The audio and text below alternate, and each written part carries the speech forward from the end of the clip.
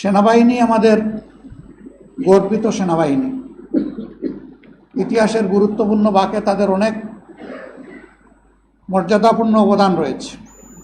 বাংলাদেশের স্বাধীনতা আন্দোলনের মধ্য দিয়ে আমাদের এই সেনাবাহিনী গড়ে উঠেছে। কোনোভাবে কোনো কার্যক্রমের মাধ্যমে, কারো কোনো পদক্ষেপের মাধ্যমে আমাদের এই গর্বের প্রতিষ্ঠান বিতর্কিত হোক, এটা আমরা চাই না। আমরা চাই যে এই প্রতিষ্ঠানের মর্যাদা অক্ষুণ্ণ রেখে তারা দেশ এবং জাতির সেবায় তারা নিয়োজিত থাকবেন। এতেই দেশের গৌরব, সেনাবাহিনীরও গৌরব। আমরা আমাদের সেনাবাহিনীকে সেই গৌরবের জায়গায় রাখতে চাই এবং এই জায়গা কেউ ক্ষতিগ্রস্ত করবেন না, সেই দিকে আমরা আশা রাখতে চাই।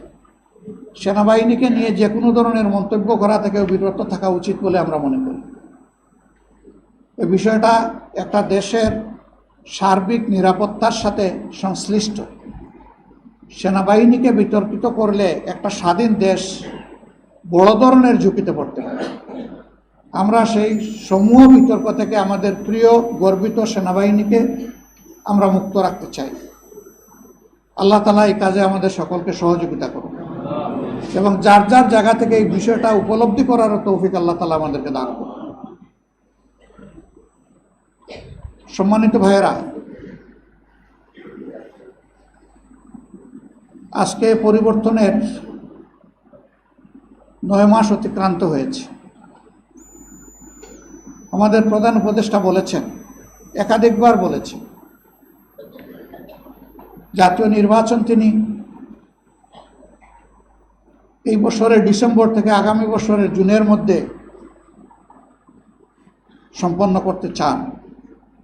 আমরা বারবার বলেছি, তাই তার এই কথার উপরে আমরা আস্থা রাখতে চাই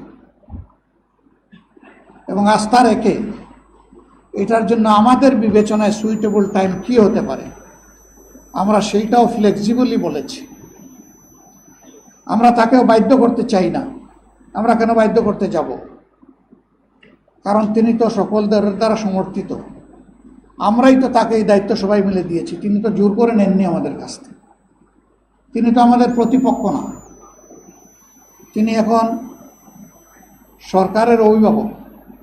এ দায়িত্ব সকল রাজনৈতিক দল এবং অংশীজন স্বেচ্ছায় আমরা তার উপর অর্পণ করেছি। আমাদের দায়িত্ব তাকে সহযোগিতা করা তার সার্বিক কাজে। আমরা আমাদের জানা মতো আমাদের পক্ষ থেকে আমরা কোনো ধরনের কোনো অসহযোগিতা করিনি, বরঞ্চ যতটুকু আমাদের যেখানে সম্ভব আমরা সেই সহযোগিতা করেছি। অন্যান্য রাজনৈতিক অংশীজনের প্রতি, সংগঠনগুলোর প্রতি আমরা আহ্বান জানাই যে এই সরকার যেহেতু আমাদের সকলের সরকার, আসুন আমরা সবাই মিলে তাকে সহযোগিতা করি। সবাই মিলে যদি সহযোগিতা করি আর সরকারও যদি স্বতঃস্ফূর্তভাবে আমাদের সহযোগিতা গ্রহণ করেন, তাহলে আমরা মনে করি যে সমস্যা যাই সামনে আসুক, সমাধান তার অতি সহজ। কিন্তু এইখানে বোঝাপড়ায় যদি কোনো গ্যাপ তৈরি হয় আর জাতি যদি কোনো সংকটে পড়ে, এ দায় আমরা কেউ এড়াতে পারবো না।